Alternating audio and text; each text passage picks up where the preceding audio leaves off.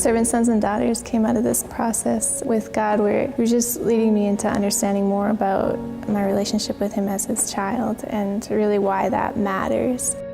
I think growing up in a Christian home, I found myself learning all the right things to do, all the right things to say, but having these moments where I just felt empty and distant from Him.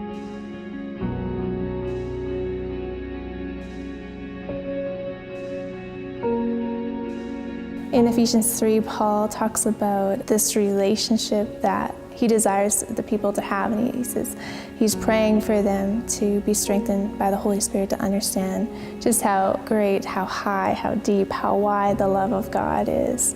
And then in the next verse, the end of that section, he says why that's important. He says that the fullness of life and power in God is connected to that experiential knowledge of His love. That fullness that Jesus came and said in John 10:10, He says, I've come to give you this abundant life. And I think for me, a lot of times looking back, it's like, well, where is that abundant life? What is that connected to, even though I'm doing all the right things?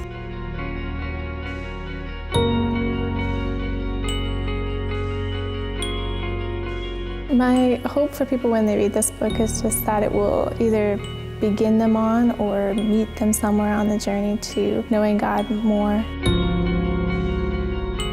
Knowing Him as a father, encountering Him that way as His children, and being able to experience what Paul was really talking about, experiencing the fullness of God's love, and that they would learn the joy of serving Him from not a distant place, but a place of intimacy as sons and daughters.